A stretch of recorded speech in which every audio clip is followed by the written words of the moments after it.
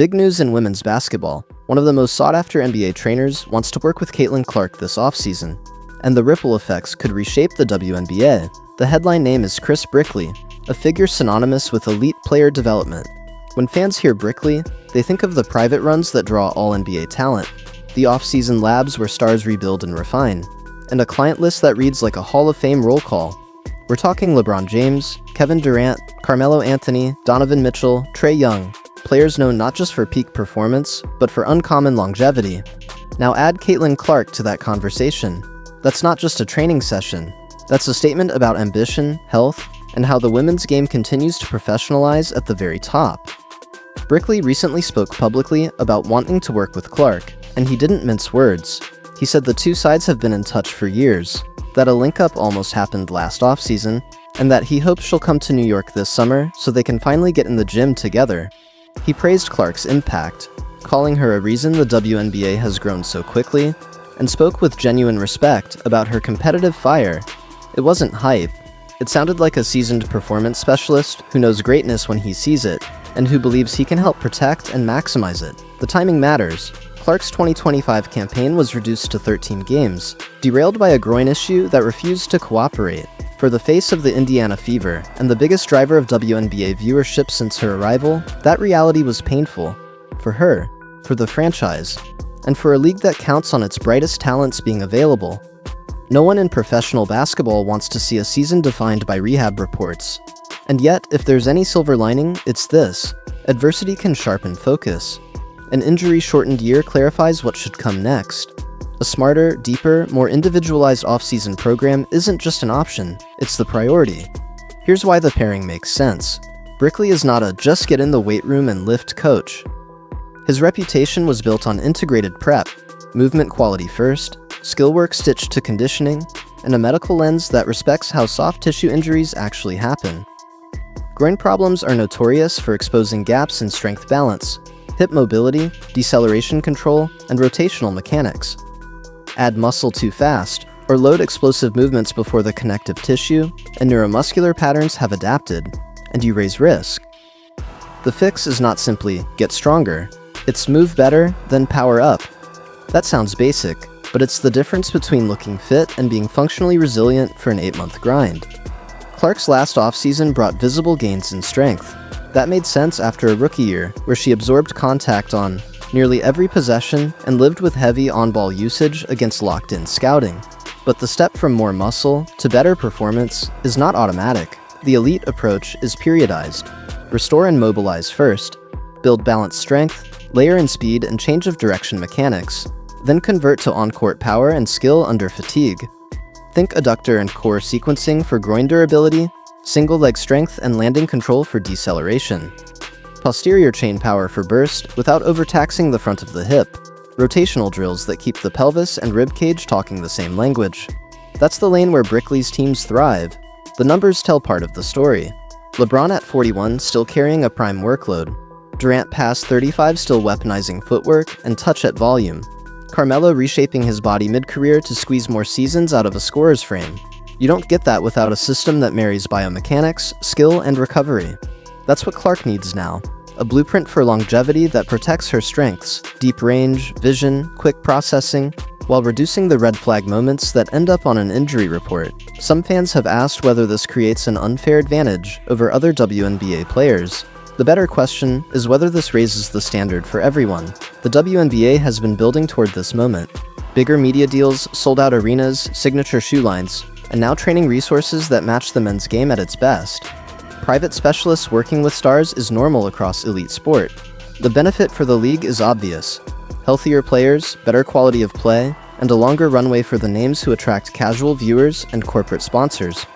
If anything, this should be an invitation for more WNBA athletes to access similarly high-level programming, whether through private coaches, team partnerships, or brand-supported performance hubs. There's also the collaboration piece. Star athletes don't abandon team staffs when they add a private trainer. They build a team around the team. The best scenarios look like this. The private performance coach leads the off-season plan. The franchise medical and strength units align on testing, thresholds, and return-to-train benchmarks. The skills coach integrates new movement patterns into on-court reps. nutrition, hydration, and sleep get their own plan. And the athlete has one voice coordinating the calendar. Communication is everything. The goal is not to own the player, it's to keep the athlete healthy and peaking at the right time, and to hand them back to the club ready for camp with a clear maintenance map. From a logistics standpoint, New York makes sense. Brickley's gym is there, Clark's brand footprint, Nike deal, media opportunities, off-season visibility, travels well there. And it's a short flight from Indianapolis for periodic check-ins with Fever staff. None of this needs to be political, it's professional.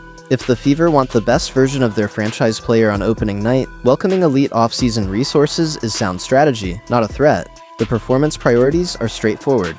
First, groin resilience, adductor strength balance, controlled range of motion, and core stability that keeps the pelvis quiet under high-speed change of direction.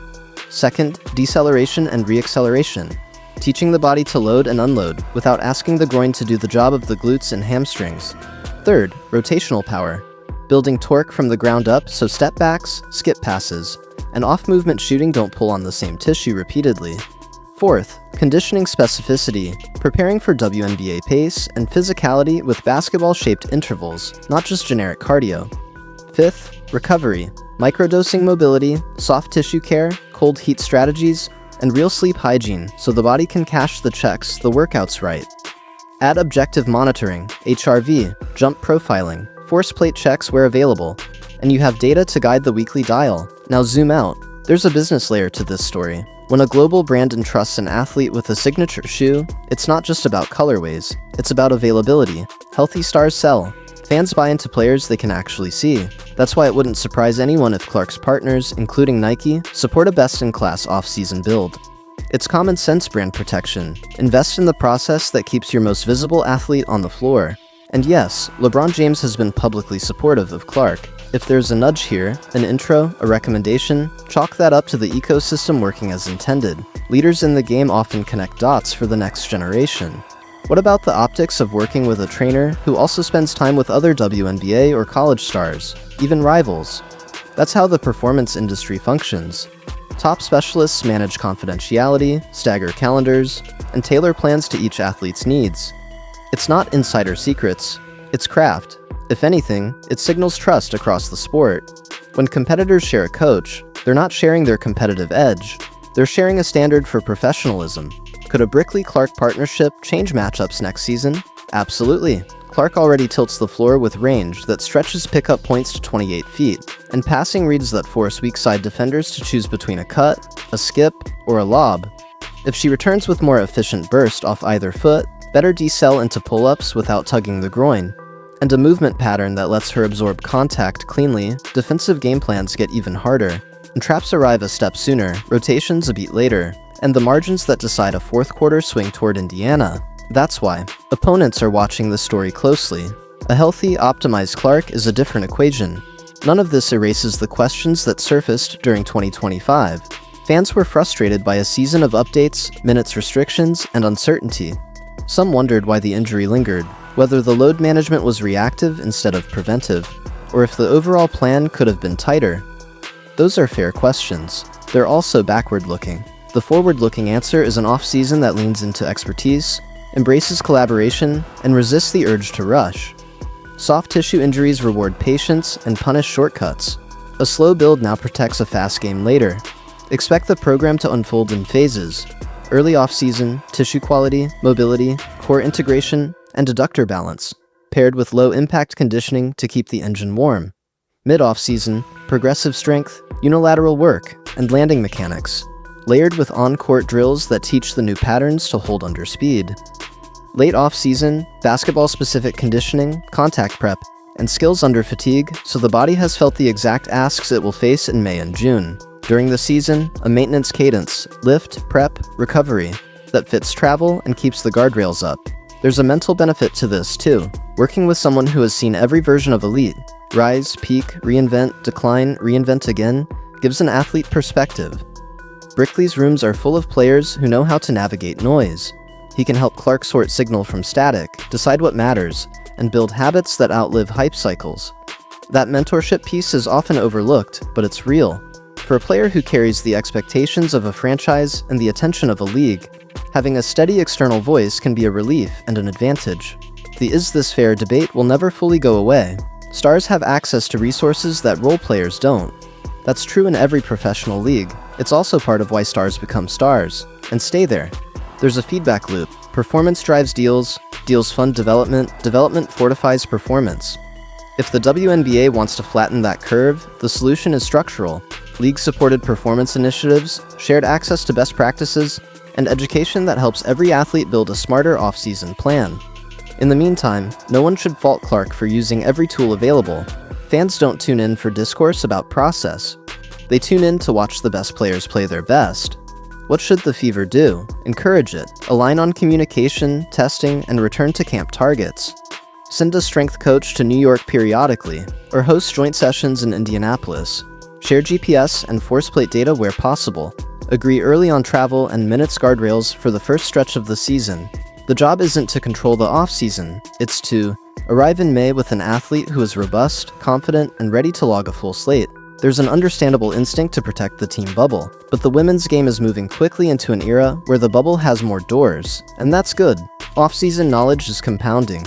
The best practices from the NBA performance world are crossing over. Investors are betting on women's sports, and brands are underwriting the support systems that keep stars on the court. A Brickley-Clark partnership is a visible sign of that evolution. It says the WNBA's top talents deserve, and will pursue, the same elite inputs as their NBA counterparts. If you're a Fever fan, your checklist for the next several months is simple. No rushing, clean check-ins, a visible plan that builds capacity before it seeks peak. If you're a WNBA fan more broadly, watch what this does for the standard across the league. As the bar rises for preparation, the product improves. And the product is already strong. Tighter defenses, smarter spacing, deeper benches, and a schedule that's finally getting national windows worthy of the talent. And if you're one of the teams planning to throw the kitchen sink at Indiana next year, early traps, physical show and recover, switching late in the clock, plan for a version of Clark that moves more efficiently, decelerates without complaint from the groin, and punishes rotations with one-motion deliveries. Plan for a roster that's built its identity around better health and clearer roles. Plan for an arena that understands the value of a stop as much as the thrill of a logo 3. In the end, this is a professional decision by a professional athlete in a league that's growing up fast. Chris Brickley's interest is not a headline for its own sake. It's a marker of where women's basketball is headed, toward a model where the best players assemble the best teams around them and treat their careers like the long games they are. If Caitlin Clark spends this summer in a room designed to help her move freely, stay durable, and convert strength into skill, the WNBA is better for it. Indiana is better for it. And the fans who bought tickets months in advance to see her do the extraordinary are better for it.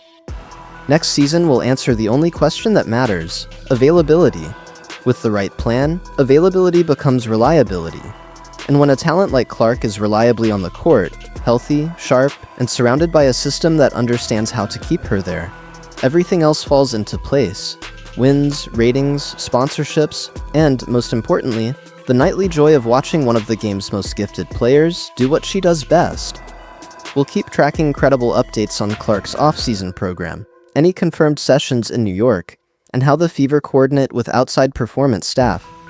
We'll also follow broader WNBA training trends, who's investing in similar resources, how teams are adapting, and what this means for league-wide health and competitiveness. For now, the takeaway is clear. An elite trainer wants to help an elite player become more resilient. That's not an edge, that's evolution. And it's exactly what a surging WNBA should want to see.